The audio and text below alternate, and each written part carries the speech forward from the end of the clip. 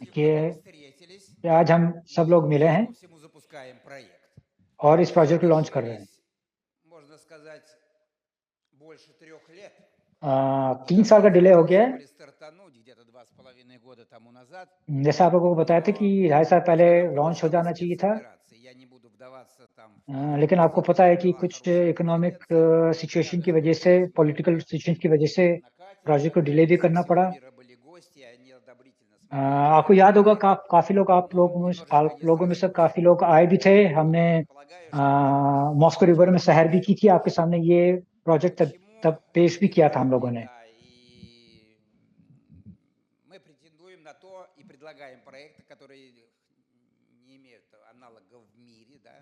हम हरदम कोशिश करते हैं कि ऐसे कुछ एक प्रोजेक्ट को आप सामने पेश करें जिसकी टक्कर कोई भी नहीं ले सकता दुनिया में।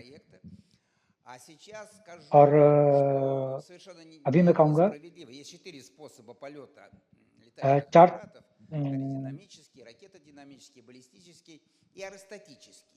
4 तरीके होते हैं उड़ान भरने के। हमारा वाला तरीका जो है वो सबसे इकोनॉमिकल होगा, जहाँ पे आप हवा की वजह से आप उड़ान कर सकते हैं। हवा का आपको कोई पैसा नहीं भरना पड़ता, जैसे तेल का पैसा भरना पड़ता है। और बड़ी अजीब बात है कि इंसान ने इस टेक्नोलॉजी का पूरा यूज नहीं किया, जबकि 100 साल पहले ये टेक्नोलॉजी लॉन्च कर हो चुकी थी। तो आर्किमिडीज के कानून के मुताबिक हमें बहुत से मौके मिलते हैं ऐसी उड़ान को पूरा करने के। जैसे मैंने आपको एनर्जी के हिसाब से आपकी इकोनॉमी होगी। Потребная энергетика удельная значительно меньше, нежели у аппаратов тяжелее воздуха. तो यहाँ पर भी आपको थोड़ा बहुत एनर्जी में खर्चा तो होगा ही होगा, लेकिन अगर आप एक एरोप्लेन के हिसाब से या रॉकेट के हिसाब से अगर आप देखें तो बहुत ही कम होगा। Но очень хорошо на перспективу, имея в виду следующее, что со временем будут такие солнечные батареи, буквально там на 3 लेकिन अगर हम भविष्य में देखेंगे, जब सोलर पैनल्स का ज्यादा इस्तेमाल होगा, सोलर एनर्जी का ज्यादा इस्तेमाल होगा, तो इस एयरशिप का पूरी आउटर बॉडी जो है एक तरफ से पूरी सोलर पैनल से हो सकती है, और ये पूरी तरीके से ऑटोनोमस हो सकता है। और इसमें कितनी बिजली की खपत होगी, कितनी आपकी इकोनॉमी होगी, आप खुद ही समझ सकते हैं। बाकी जितने भी टाइप के फ्यूल होते हैं, उनकी स्टोरेज के लिए भी जगह चाहिए होती है। ऐसे एयरशिप में आप देख सकते हैं कि स्टोरेज की कोई जरूरत नहीं होती है, केवल पैनल्स बाहर से लगाए जा सकते हैं। तो ये सवाल का एक तरफ हुआ। दूसरा है सेफ्टी। Применение аэростатической подъемной силы, центр приложения этой подъемной силы находится выше центра масс. И аппарат становится статически устойчивым. तो अगर आप फिजिक्स की नजर से देखेंगे तो ये जिस तरीके से ये हवा की वजह से उड़ान भरता है, तो ये बहुत ही स्टेबल होता है। तो अगर मान लीजिए इसके सारे इंजन ऑफ भी हो जाते हैं, ये फिर भी स्टेबल रहेगा, क्योंकि ये हवा की वजह से उड़ान भरता है। कि फिर भी आप लोगों में से काफी होंगे जो ऐसे एरोप्लेन से भी डरते होंगे उड़ने, लेकिन आप ऐसे वाले एक एयरशिप की उड़ान भर सकते हैं और आपको कोई डर नहीं होगा कि अगर इंजन ऑफ हो जाएंगे तो ये गिर जाएगा, क्योंकि ये हवा में रहता है, हवा की पावर की वजह से। और इसमें हम बहुत ही कंफर्टेबल रूम्स भी बना सकते हैं, 2 लोगों के, 4 लोगों के। तो एक तरफ से ये आपकी एक फ्लाइट नहीं हो जाएगी, ये आपका एक एडवेंचर हो जाएगा पूरा।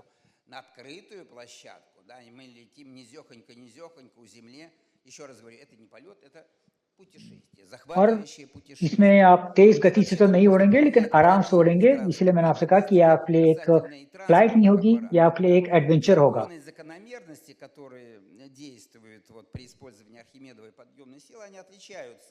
от того, что используется аппаратов тяжелее. Там есть закономерность, तो यहाँ पे जो भी फिजिक्स के लॉ इस्तेमाल होते हैं वो दूसरे होते हैं, ना कि ये अगर हम देखें दूसरे वाले जो भारी भरकम वाले एरोप्लेन वाली ट्रांसपोर्ट जो होता है, अ, и особенно तो вертолеты, उस पे किस तरीके से हवा का असर प्रभाव पड़ता है और इस एयरशिप पे कैसे प्रभाव पड़ता है, बिल्कुल दो अलग अलग फिजिक्स के здесь कानून हैं। куб, и даже куб в четвертой степени.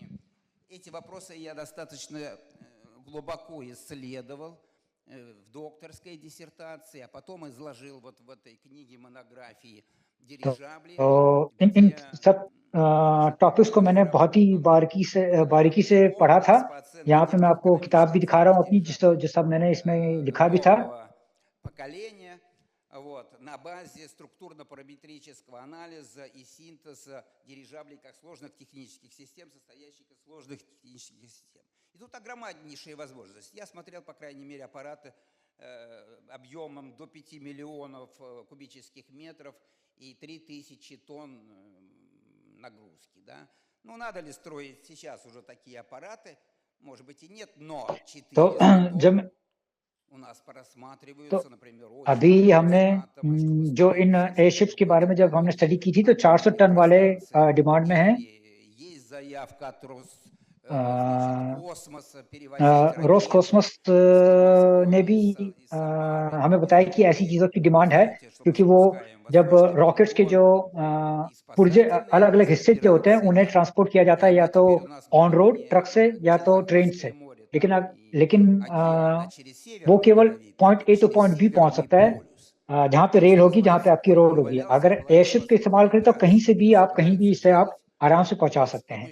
तो помощью इसीलिए रोसकॉस्मोस ने भी हमें ये ледокола इंटरेस्ट на दिखाया है протяжении 6 часов इस возил प्रोजेक्ट में। экипаж, если произошла нештатная ситуация. Александр Николаевич, разрешите небольшой комментарий? Углубляюсь? Нет, нет, я хочу рассказать про то, что मैं все यहाँ पे कुछ предыдущие कहना चाहूँगा, проекты, и мы вот когда искали последующие, कहने से कि जब हम сначала नए думали, он प्रोजेक्ट будет की такой же, खोज как में थे предыдущий, будет такой же, как предыдущий, а потом вот это произошло कि понимание सोच रहे थे того, कि что अगला реально हमारा у जो нас होगा वो не पिछले один инженер, प्रोजेक्ट जैसा होगा, а очень много различных научно-исследовательских लेकिन बाद में हमें институтов, पता चला कि отраслевых институтов и так далее, которые बहुत по-хорошему से как бы туда не брать одного, а брать.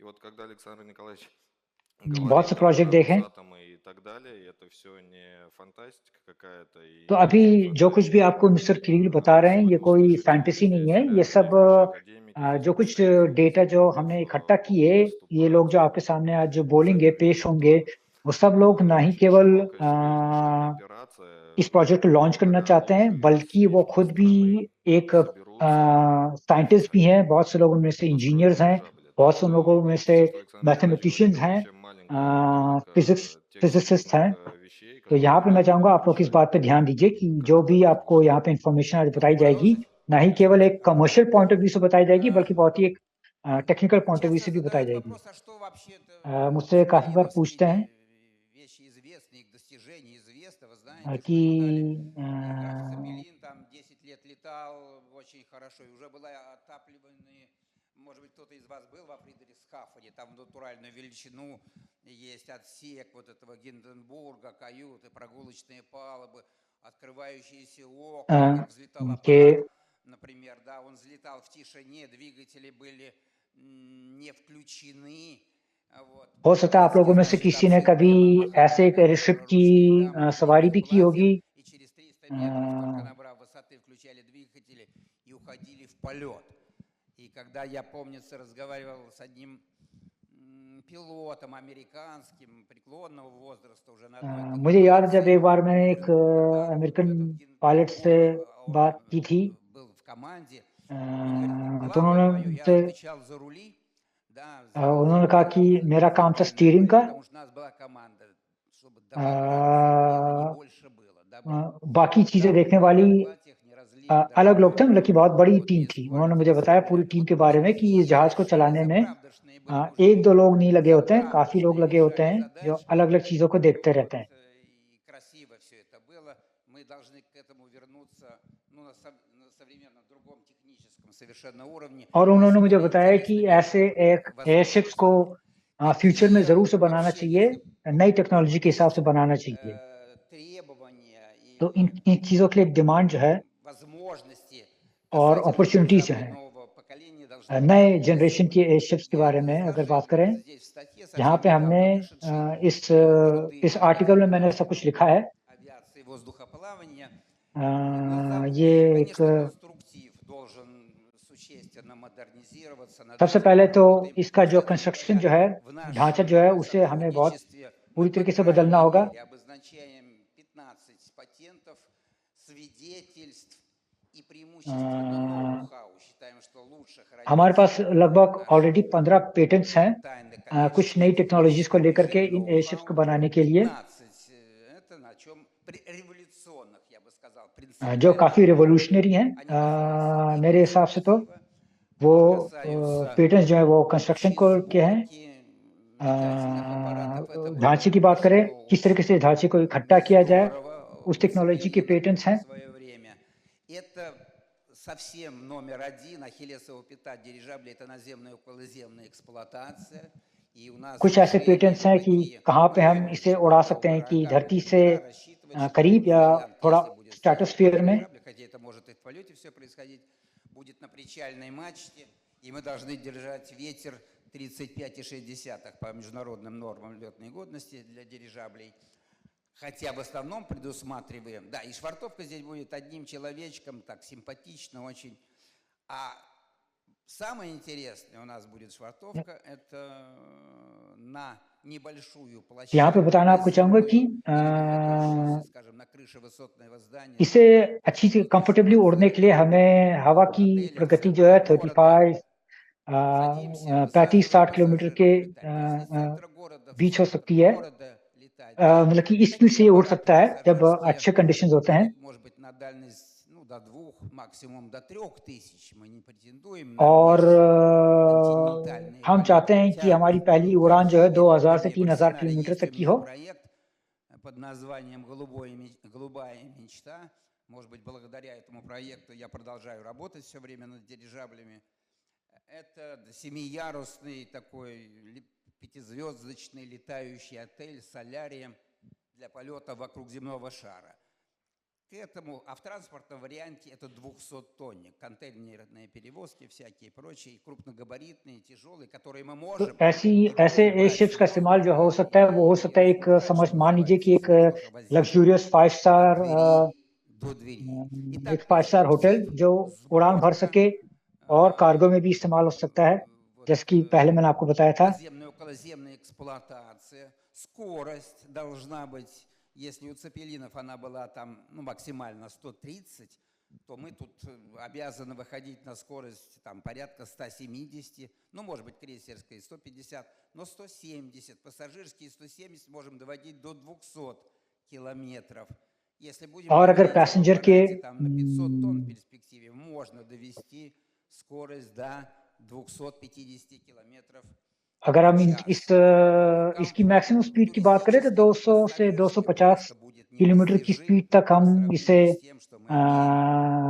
रफ्तार से हम इसे चला सकते हैं। 250 कार्गो वालों के लिए ज़्यादा सही होगा, लोगों के लिए 200 तक 150-200 के बीच ही कंफर्टेबल होगा। ये यहाँ पे ध्यान रखना होगा कि ये सोलर पैनल से चलेगा, सोलर एनर्जी पे चलेगा। Будет у нас там швартовки, рулежки и так далее, что-то непонятно. А вот если понятно, то Гинденбург, он 100 лет назад летал из Европы через океан. तो 100 साल पहले जो एयरशिप ऐसा बनाया गया था हिंडनबुर्ग, वो 100 साल पहले उड़ान भरता था यूरोप से लेकर के अमेरिका की तरफ। और ऐसे ही एक होटल टाइप सा अनुभव था लोगों का। आप इसे इंटरनेट में सर्च भी कर सकते हैं, आपको इसके बारे में बहुत इंफॉर्मेशन मिलेगी।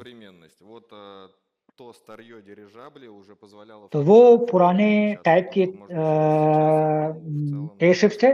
वो 100 साल में टेक्नोलॉजी कितनी बदल गई है आप लोगों को पता है। तो नए जनरेशन वाले जो एयरशिप बनाएंगे बन सकते हैं, तो आप सोच सकते हैं।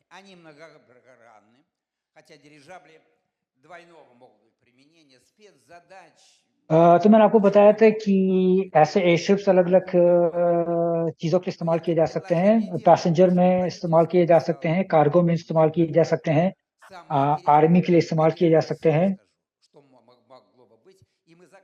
один проект так называемого десятитонника условно, хотя он रूस की अगर बात करें तो एक прекрасный, प्रोजेक्ट हम 10 тонн будет. सोच रखा है 10 टन का। Это освоение российских лесов с помощью дирижаблей. ये है रशिया Наши के जो леса जंगल जो हैं, очень дорого стоят. वहाँ पे Они дороже всех वहाँ разведанных से लकड़ी запасов газа и нефти вместе पहुँचाना। взятых. Но अभी мы जिस तरीके से его हमें мы расчетную лесосеку осваиваем на 25, ну, в лучшем случае на 30%. Если замахнуться еще на 50, किस तरीके से हम и लॉगिंग это освоить с को ट्रांसपोर्ट करते дирижаблями, हैं तो काफ़ी महंगा для पड़ता этого है। надо построить 3-5 тысяч, скажем, таких аппаратов, которые, ну, там разные, может быть, технологии, вплоть до того, что мы по одному дереву массой там 10-12 тонн берем и доставляем на небольшом плече. Надо построить 200, скажем, 400 экогородов в Сибири и на Дальнем Востоке. Да? При этом तो यहाँ पे क्या हो सकता है कि поскольку उसके बदले флоры कि там आप всякой нет, जंगल में जाकर के в पेड़ को таком काटें और वहाँ पे доступе. उसे साफ По करें, оценке моей, आप это पूरा का приблизительно पूरा पेड़ उठा 300 करके शिफ्ट कर सकते हैं वहाँ पे जहाँ पे आपकी फैक्ट्री миллиардов लगी है, पूरी फैक्ट्री लगी в है। год तो можно इससे выходить вот на आपका такие цифры. Это значительно больше, इससे чем мы कंपनी का получаем от нефти и газа बहुत पैसा взятые. बचता है। Но леса आपको при этом और इससे क्या होता है कि экологические качества имеют जब आप केवल एक पेड़ целую उखाड़ करके ले जाते हैं другую तो цену.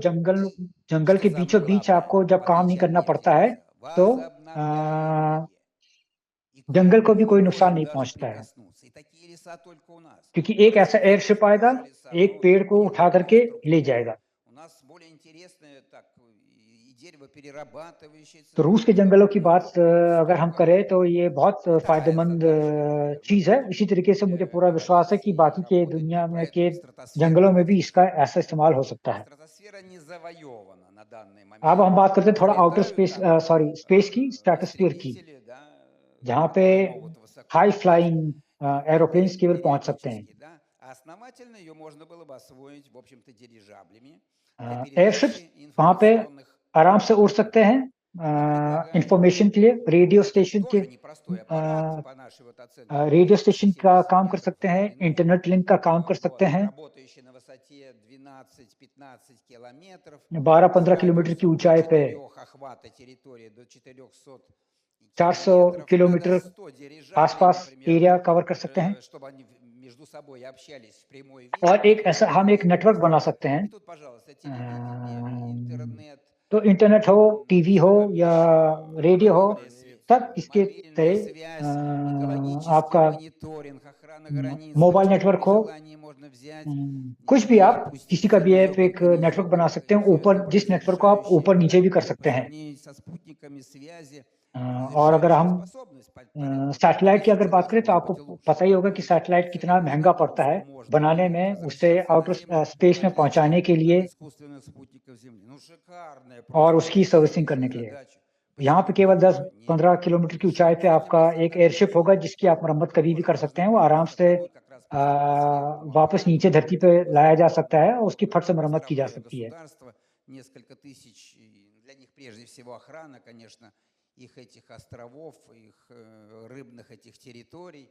Ну, там и экологический такой фактор присутствует, тоже из-за спецоперации. Там 30 надо было бы аппаратов, чтобы накрыть Африку, чтобы вот такими аппаратами, это перспективно, и मैं рынок, अगर हम अफ्रीका का एक अगर 50 аппаратов, там много что можно. अफ्रीका को अगर ले तो पूरे अफ्रीका को एक ऐसे नेटवर्क से कवर करने के लिए मुझे मेरे हिसाब से तो 550 ऐसे एयरशिप्स अगर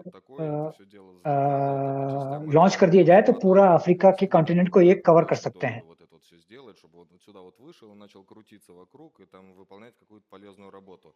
Очень долго строить ракету, очень долго вот это вот все, и не дай бог что. यहाँ पे मैं कहना चाहूंगा कि जैसे बताया था मैंने आपको कि मैं फैक्ट्री में रॉकेट्स के ऊपर काम करता था, तो मुझे पता है कि ऐसा एक नेटवर्क बनाने के लिए रॉकेट को बनाने में कितना खर्चा होता है, उसे लॉन्च करने में क्या खर्चा होता है, और फिर क्या होता है कि वो रॉकेट जो भी सैटेलाइट जो लॉन्च करता है वो केवल एक लाइन को कवर कर सकता है, क्योंकि आपको पता होगा कि हर उसके सैटेलाइट का एक ऑर्बिट होता है पृथ्वी के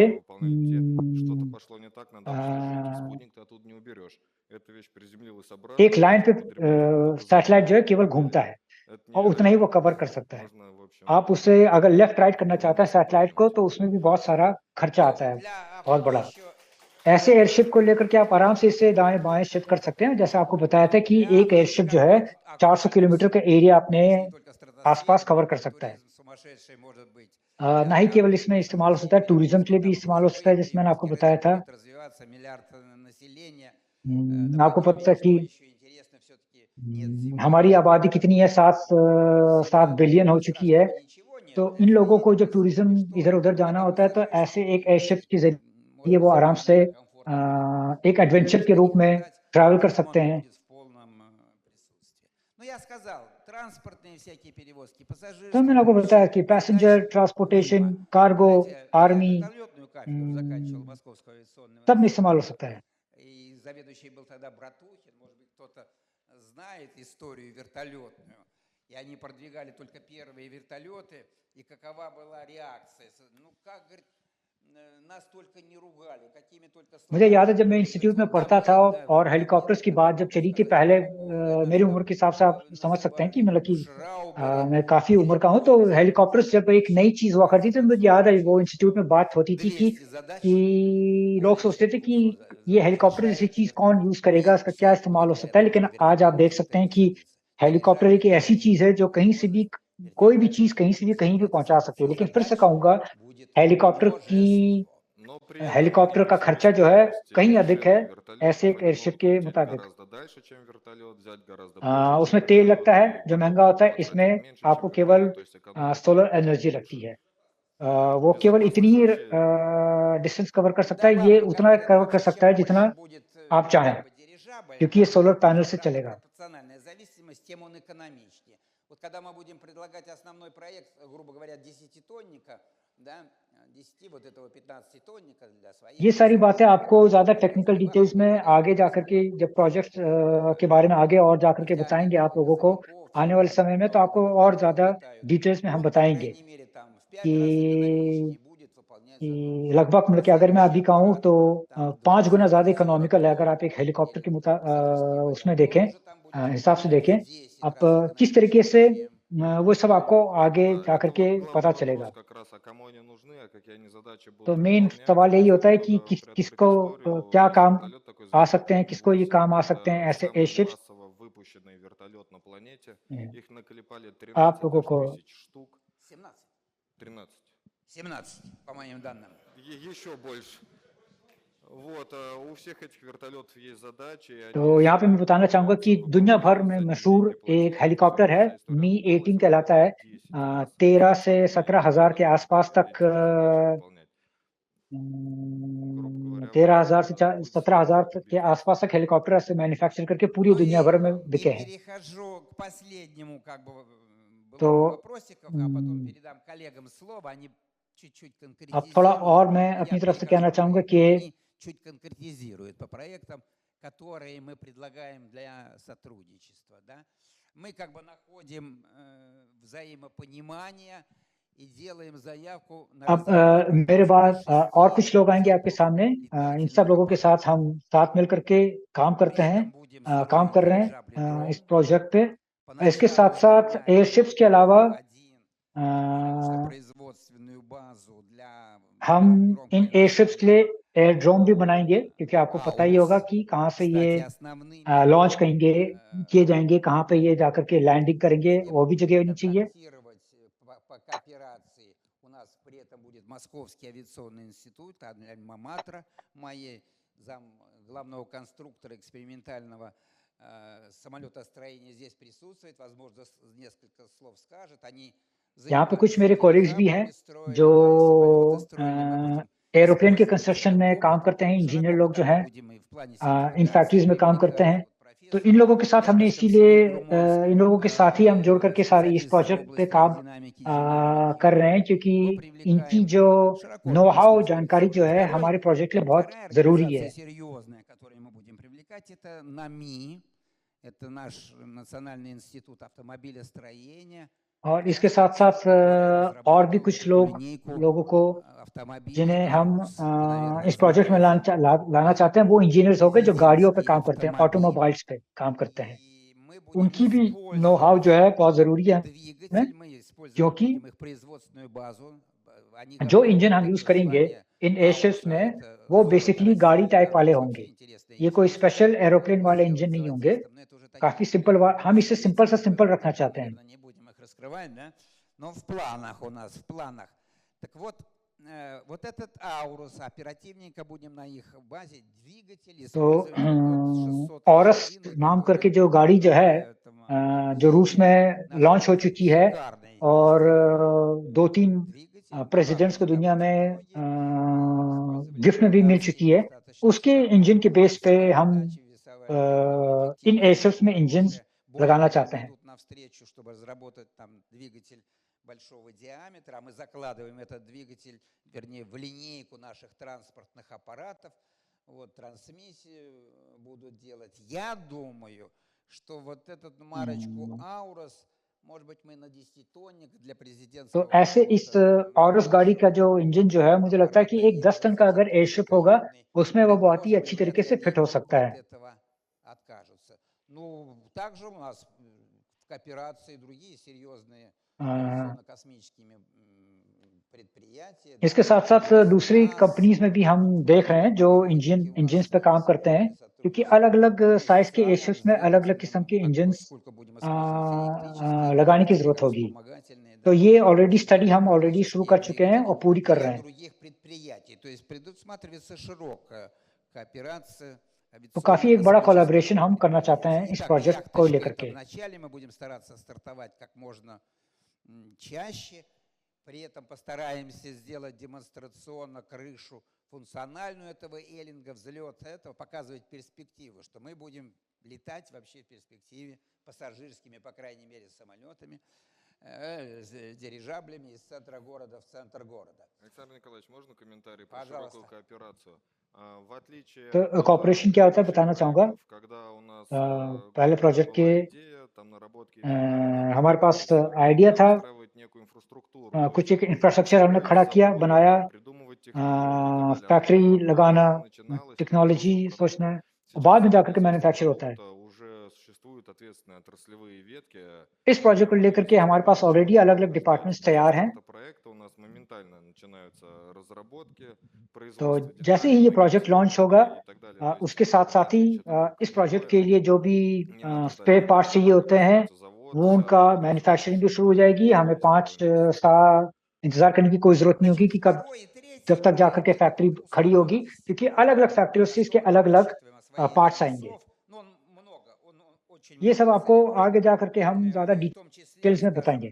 в грузопассажирском варианте там до 70 пассажиров может перевозить и вахтовый метод, но, извините, не трясущий в вертолете, кто летал, да, а вот अगर первый класс и бизнес-класс, мы до эконом-класса не собираемся फिर से मैं опускаться. И при उस этом पे еще тут एक बात पे जोर промышленные देना चाहूँगा कि सबसे Александр मेन Николаевич, इसका गोल जो है वो है टूरिज्म में Да, прошу прощения. इस्तेमाल होने का। Вот. А во втором варианте आराम чисто से इसमें आप उड़ सकते हैं। हेलीकॉप्टर की कितना भी महंगा हेलीकॉप्टर हो, वो हर जगह हिलता है, 10-15 बहुत тонн, शोर करता है। यहाँ पे очень बिल्कुल востребованный आराम से आप проект, उड़ान भर सकते हैं। तो टूरिज्म के लिए सबसे पहले ये по крайней мере, несколько बहुत अच्छी тысяч. तरीके से काम आ सकता है कहीं भी Далее दुनिया мы भर में। все проекты начинаем в разной степени там глубины проработки, но сейчас будем как бы все параллельно вести аппараты с разным темпом. तो हम Далее इस это प्रोजेक्ट так को जैसे 20-40 тонн. लॉन्च करेंगे तो Пассажирского अलग-अलग вертолета, एयरशिप्स को लेकर के гигантского लॉन्च мотором, как करेंगे। я уже говорил, 10, с каютным 20, вариантом. 40, 50 टन Второй के этаж с выходом на टूरिज्म открытую वाले अगर हम площадку टूरिज्म वाले की बात करें तो वो 50-костную небольшую 2 माले के площадку, होंगे, второй этаж, и कि आप зал बाहर с भी जा большим सकें, экраном, чтобы можно было в полете посмотреть जहाँ पे बड़ी-बड़ी спектакль. खिड़कियाँ होंगी कि आप देख Я सकें говорил, бар, танцплощадка, рояль.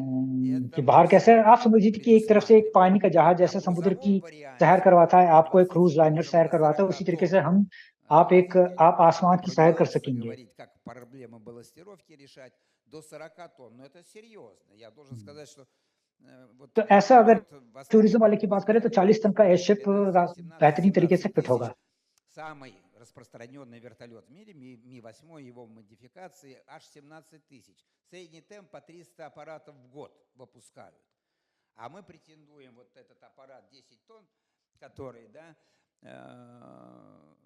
он будет в в 2,5, в 6 раз больше поднимать при этом, да, в 5 раз экономичнее, в 3 अगर раз हेलीकॉप्टर से экономичнее, हम तुलना в करें, वो मी зависимости от 8 की बात выполняемых заданий. मैंने जो की थी, Представляете, तो да? उसके Вот такие तुलना में ये हमारा एयरशिप जो होगा 10 टन का, И значит, мы वो сказали, два लगभग это вот 5 से пассажирский, да, там до 10 40 गुना тонн ज्यादा वजन उठा вес. पाएगा।